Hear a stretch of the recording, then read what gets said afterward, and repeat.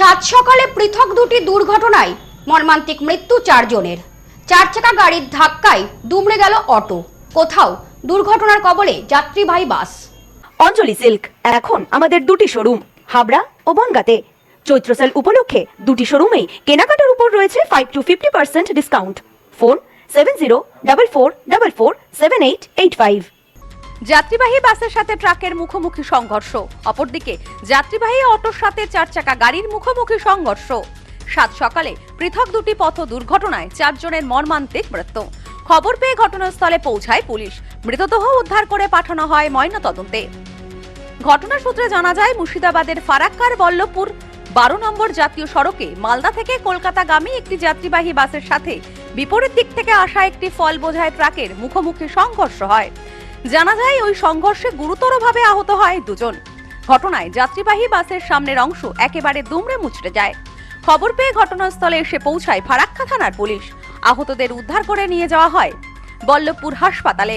সেখানে 2 জনকে মৃত বলে ঘোষণা করেন কর্তব্যরত চিকিৎসকরা।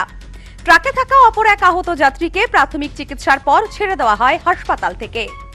পুলিশ সূত্রে জানা যায়, মৃত 2 ব্যক্তি ট্রাকের চালক ও খালাসি। ট্রাকটি কলকাতা থেকে মালদার দিকে যাচ্ছিল। ইতিমধ্যেই পুলিশের পক্ষ থেকে ওই ট্রাকটিকে বাজেয়াপ্ত করা হয়েছে। মৃতদেহ ময়নাতদন্তে পাঠানোর পাশাপাশি ঘটনার প্রকৃত কারণ খতিয়ে দেখতে ঘটনার তদন্ত শুরু করেছে পুলিশ। এ বিষয়ে যাত্রীবাহী বাসের মালিক জানান, আমার বাসটি মালদা থেকে কলকাতার দিকে যাচ্ছিল। সেই সময় উল্টো দিক থেকে আসা একটি ট্রাকের সাথে সংঘর্ষ হয়, তবে আমার বাসের কোনো যাত্রীদের ক্ষতি হয়নি। পুলিশ সূত্রে যেটুকু জানতে পারলাম, ট্রাকের চালক এবং খালাসির মৃত্যু হয়েছে।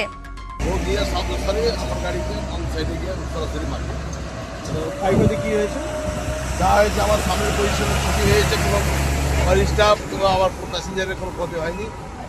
যা হয়েছে 2 জন মারা গেছে সেই পিকআপ ভ্যানে 2 জন মারা গেছে।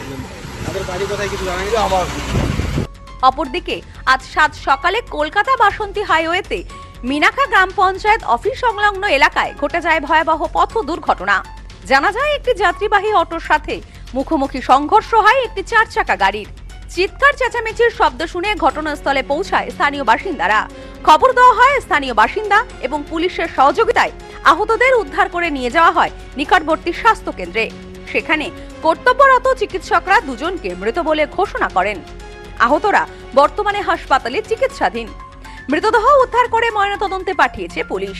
এলাকায় 7 সকালে এমন পথ দুর্ঘটনায় যথেষ্ট চাঞ্চল্য ছড়িয়ে পড়েছে স্থানীয় বাসিন্দাদের মধ্যে। Bureau report, news no man's land. New মায়ের আশীর্বাদ guest house and community hall সম্পূর্ণ শীততাপ নিয়ন্ত্রিত।